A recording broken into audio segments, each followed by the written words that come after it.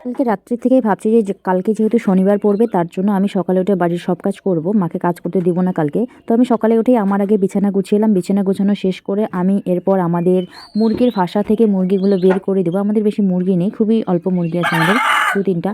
তো এবার আমি মুরগিগুলো বের করে দেওয়ার পর আমি এক এক করে গরু বের করব, ছাগল বের করব। তো দেখো এখানে আমি আমাদের গরু বের করতেছি, প্রথমে একটা করে বের করলাম।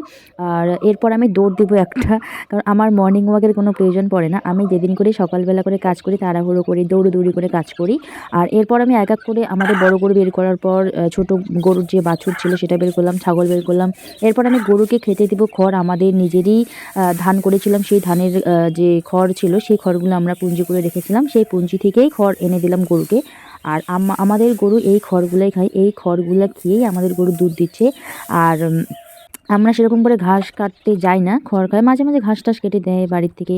তো এরপর আমি গরুকে খড় দেওয়ার পর ছাগলের জন্য পাত কাটতে গেলাম। তো আমার যা হাইট, তো আমি গাছে নাগাল না পাওয়ার কারণে আমি নিচে কলাপাতা যেহেতু ছিল কলাপাতাগুলো ছাগলকে কেটে দিলাম। তো এখন আমি কলাপাতাগুলো ছাগলকে বেঁধে দিব। আর দেখো ছাগলগুলো এরপর কলাপাতাগুলো খুব সুন্দর করে খেয়ে নেবে। তো এখন আমি কলাপাতাগুলো বেঁধে দেওয়ার পর আমি ছাগলটা যেহেতু একটু ওখানে পেঁচিয়ে গেছে ওর দড়িটা, তার জন্য ওটা ঠিক করে দেওয়ার পর আমি বাড়িতে এসে ঘর ঝাড় দিয়েছি। ঘর ঝাড় দেওয়ার ভিডিওটা নেওয়া হয়নি। তো এরপর আমি আমাদের ঘরের যে বারান্দাগুলো ছিল সেটা ঝাড় দেবো। এটা আমাদের রান্নাঘরের বারান্দা, আর আগেরটা ছিল আমাদের গোয়াল ঘরের বারান্দা।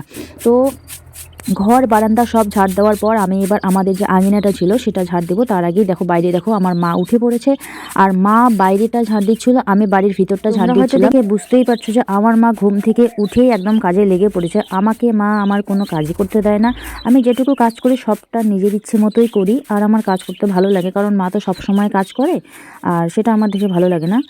আর দেখো আমার আমার এখানে সব ঘর বারান্দা সব ঝাড় দেওয়া শেষ। তারপর আমি আমার মানে গোয়াল ঘর থেকে গোবরটা বের করার বাকি ছিল, আমি গোবরটা এখন বের করব। বের করেই আমি এখনও ব্রাশ করিনি, এরপর ব্রাশ টাশ করে মুখ ধুয়ে দেখি কি করা যায়।